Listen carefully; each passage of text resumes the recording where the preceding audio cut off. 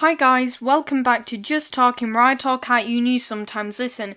So today we're doing a little bit of a tips and tricks and guide to how to plan your visit to Blackpool Pleasure Beach, how to beat the queues, how to organise your tickets, and also a wide variety of other things, as well as food.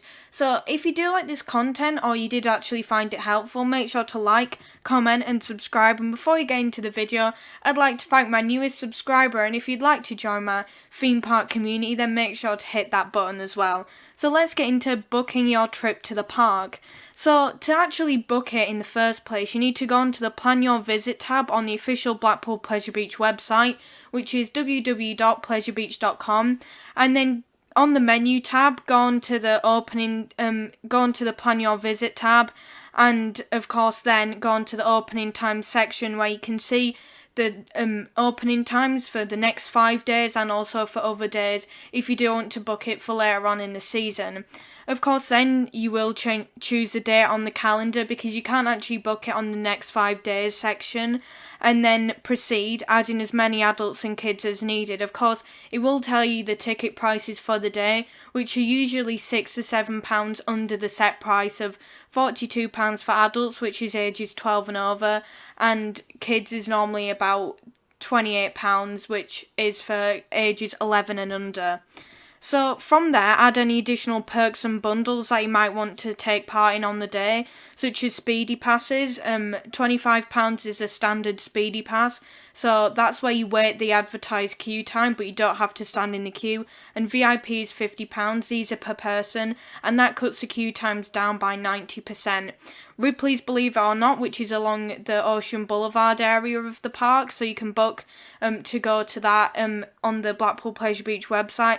Passage del Terror, which is a walk-through horror experience by the entrance of the park, and also ride photography. There is another few things you can book, such as show times and a variety of other sort of photo pass opportunities and things like that. Of course, the ride photography one, that I'm not too sure about the pricing of that, but that means you get unlimited digital photos of the ride you go on. And there is also another photography one, which can be at 4 locations of your choice, and it comes in a little sort of book. And you will then receive a confirmation email after you've booked to activate your tickets, and I'll discuss what you can do after that in a minute. So for a little tip and guide for when to arrive at the park to maximise the rides that you go on, and also to make yourself feel comfortable, park hours do begin at 10 a.m. And to ensure that you do get on the more queue-heavy rides, such as ones with lower throughput due to the range and capacity, things like Nickelodeon Streak, which is in Nickelodeon Land. I believe this one does actually open at 11 a.m, so an hour after opening time, so you might want to get on things like Ghost Train and Alice in Wonderland before that, and I believe that's the same with Avalanche. Recently it's been tested until 11 o'clock instead of opening at 10. Of course, these all do have a lower throughput because Avalanche can only run 2 trains. Ghost Train can run a maximum of about 14, but that's only 2 people. And also Alice in Wonderland is similar, with the 2 to 3 people that are allowed on each ride. And arrive at the park before this time so that you can walk on, or you can wait until it opens. It's always good to be able to get there beforehand, because you do now have to queue outside the park in order to go in and get your bags checked and enter the park. And of course, some of the hotel guests do get let in 20 minutes before opening time, so it's always great to get in there early, because some people will already be in the park by the time that the public gates do actually open. Of course, if you are a hotel guest at that point, you can actually go and show your key card or confirmation email for your hotel booking to get into the park through the entrance along the drive going into the Boulevard Hotel. So during late night riding, you can arrive at just about any point in the morning and afternoon and get a lot of rides in, because it is open from 10 a.m. till 10 p.m, with I believe the November 6th late night riding being the only one with fireworks. The other ones just have the FY4 Club DJ playing by the dancing fountains, but it's still really worth it to get a lot of rides on. But it tends to get busier as the day goes on, because of course you have all this time and people want to be there when it's dark and don't want to get too tired by the time it ends, or by the time that things start happening, such as the DJ, which starts at 4 o'clock. So how to beat the queues, particularly in the summer, I would say, but I think this that I've gonna talk about now, that's more for the 10 a.m. to 5 p.m. opening times. Of course, with the 10 a.m. to 7 p.m. some of these change, but these sorts of tips do apply to most days, particularly in the summer when there are more people. Of course, in the low seasons, you tend to find less guests in there, such as September, start of October, November, and also January when it first opens in like March time. So during the opening time when you first get into the park, I would recommend going on a dark ride and then maybe Avalanche, or go on Avalanche first, depends on which one, because Avalanche towards the end of the day and basically after opening is constantly at like an hour 45 minutes and can even get higher. And of course they do have the slower throughput and lower capacity, and most people head to these later on, which is a bit of a mistake. Of course, towards the end of the day, the Alice in Wonderland ride, that does get a lower queue, so if it's like right before closing time, you can get on that because they don't deny people getting on the rides. Of course, if it is like a minute to closing time, they will say no more people, but if you can get there about 5 minutes before closing time, then you're good to go. So at midday, around 11, 12 o'clock, I recommend eating lunch at 11 because most people eat at 12 o'clock to 1 o'clock. And of course, this means that in certain areas there are reduced queue times, but for steeplechase, it really mounts up because some people, while waiting for the Burger King, because of course steeplechase is right next to Burger King, you will find that more people while they're waiting will go on steeplechase, or after they've eaten they'll go on steeplechase, or beforehand. But if you do start to go over to like areas where Icon is, sometimes that can be more quiet. Maybe not Nickelodeon Land because there will be a lot of people going to Big Pizza there, and areas around Valhalla they will sort of quiet down because there's not as many food outlets around that area apart from by the dancing fountains. On an afternoon at around 2 o'clock, it is common to find that the Icon and Big One have larger queues, sometimes exceeding an hour. But of course they do have excellent throughput, normally running 3 trains, which has a capacity of about 16 per train. So there's no real issue with them exceeding 30 minutes, but on a busier day, around 2 o'clock, just after lunch, for most people, you will find that the queues can mount up 40 minutes to an hour. I definitely saw that when I last visited. So for the parking situation, there is a North Car Park, which is along Balmoral Road. That is £18, I believe, for the full day. All of the parks are that the park provides are all day. The East Car Park, which is on Bond Street, that is £15 for the full day. The Arena Car Park, which you'd normally enter in for going to hot ice events or shows, that's on Watson Road and that's £10. And the West Car Park, which is along the Ocean Boulevard, that is £15. Of course, here is that West Car Park, and that is right by the area where you queue up to enter the park. So if you do want to get in there pretty quick, and if you have arrived slightly later, I would definitely recommend going to this one, because all the other ones you have to walk around the park from wherever the car park is, and some of the car parks are actually near the hotels, which are at the bottom end of the park where Big One is. So unless you are a hotel guest and you have evidence of your booking, then those car parks aren't the best option. But for people with electric cars, there are 2 Pod Point electric charging bays that have a 7 kilowatt universal cable on them. They have 2 of them per bay, and that costs £1.50 per hour for 4 hours, and then after that point it's completely free to park there and use it.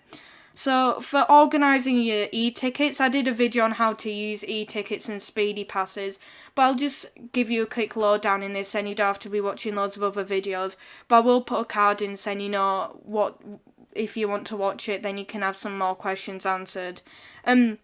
So once you've booked, you'll receive a confirmation email, as I've said, to activate your e-tickets, and once you do that, then you can add other people in your booking, so your booking group, into a group. So that means that only one e-ticket needs to be scanned at the entrance to a ride. Of course, when you do go onto a ride, you have to hold your e-ticket QR code around 45 degrees underneath the ticket scanner, and then the light that's pointing on the QR code will turn green from red, and then it'll let you in. But these e-tickets in a group can also be scanned individually. At the park, you can book your Speedy Pass rides. I did mention how to do that in my last video and answered some questions, which can be done as a group action instead of just one person booking it in. So of course that's handy because it'd be a bit annoying to have to put loads of Speedy Pass rides in. Of course, you do have to wait for both versions of the Speedy Pass. You do have to wait a certain amount of time before you can actually go on the ride. So you can also print off your e-ticket so that you don't have to get your phone out every time or set the QR code as a lock screen.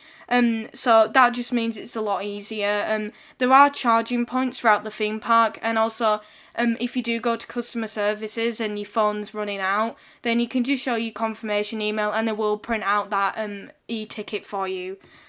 Wristbands can only actually be sent to a specialised group, such as a school group, but I believe if you do go to the underneath the casino building, there is actually additional ride requirements there, so if you do really need a wristband, I believe that they can sort that out for you for whatever reason.